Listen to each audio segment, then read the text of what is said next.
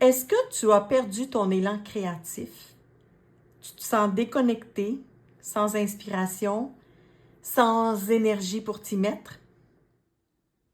Aujourd'hui, je te parle de blocage énergétique et émotionnel qui coupe ton élan créatif. Pourquoi ça se produit et comment dépasser cet état? Il arrive des moments dans une carrière artistique où on se sent bloqué, où on a l'impression d'avoir perdu son élan créatif. Et ça amène une certaine panique. Dans ces moments, pourquoi on vit ça? Écoute, à un moment donné, on a peut-être épuisé un type d'art qu'on fait depuis plusieurs années, puis on se dit, c'est plus, ça me convient plus, j'ai besoin de pousser plus loin, mais je sais pas où aller. J'aimerais aussi augmenter la solidité de ce que je fais, j'aimerais que mon art devienne plus solide, mais je sais pas comment procéder, puis là, je continue, puis je me bloque, puis j'y arrive plus, puis mon inspiration est perdue. Et ça, c'est très, très, très conditionnel à ton état d'esprit, hein. Alors, c'est pour ça que je travaille avec le zen en tout temps pour observer ce qui se passe à l'intérieur de moi et être en mesure de dépasser ces blocages. Je suis très, très, très avide des astuces et des petits trucs, que je vais t'en donner 3 encore aujourd'hui. Premièrement, il y a mon exercice de défoulement. Et là, j'ai pris quelque chose, une petite œuvre qui est en construction. Et le défoulement, pour moi, c'est de placer de la peinture, du crayon, n'importe comment. Je n'ai pas d'idée préconçue, mais je me laisse aller parce que j'ai une certaine frustration à l'intérieur de moi de me sentir bloquée. Alors, je vais aller exorciser, si je peux dire, cette frustration de me dire je suis pas capable d'aller plus loin. Fait que là, je vais me défouler carrément sur mon papier. Puis en fait, tiens, je vais y aller avec une belle page blanche. On va se défouler encore plus. Je pars de zéro, puis je me défoule. My God, pourquoi? Pourquoi je vis ça? Donc, je me pose des questions en même temps, si je veux, voir qu'est-ce qui est présent.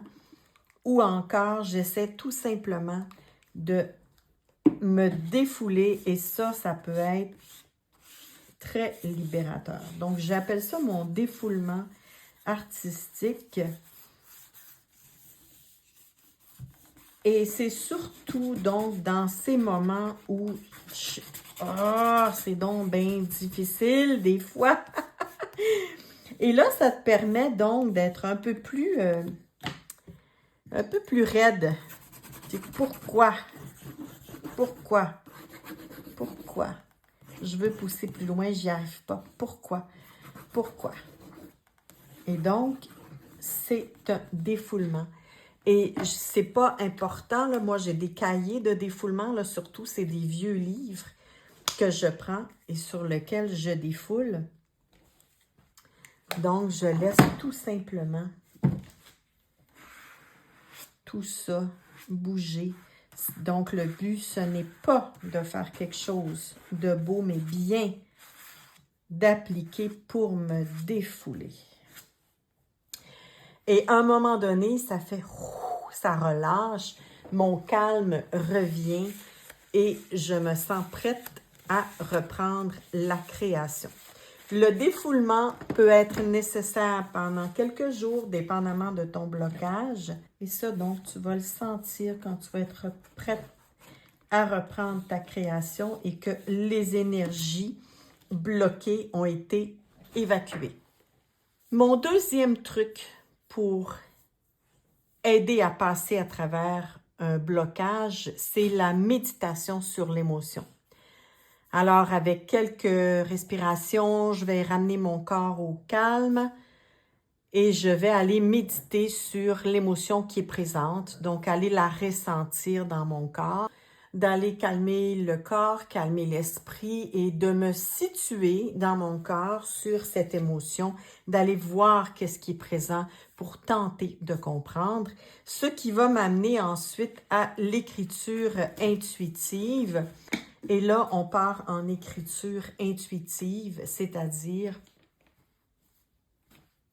qu'est-ce qui se passe? Pourquoi je ressens? Quelles sont les émotions présentes? Quelles sont mes attentes? Quels sont mes désirs? Etc. Et là, j'ai écrit en écriture asémique parce que souvent, c'est de cette façon-là que je vais faire mon écriture intuitive et je vais par la suite aller recouvrir de peinture.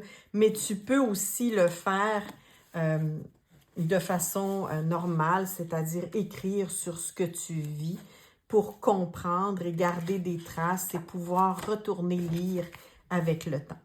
Alors ça, ce sont mes 3 trucs pour un blocage énergétique ou émotionnel qui enlève ton inspiration. Alors, c'est le moment d'aller travailler sur toi et de lâcher prise sur ce que tu produis. Je suis Christine Girard, artiste professionnelle. Je développe ma méthode intuitive zen depuis les années 80. Je l'enseigne depuis 2018. Je sais par expérience que combiner l'art et le zen, c'est une forme d'art qui fait du bien. Et tu n'es pas obligé d'être un artiste professionnel pour bénéficier de ce que ça peut t'apporter. Si tu aimes cette vidéo, partage. J'ai aussi mis un lien dans le descriptif vers plein d'outils gratuits.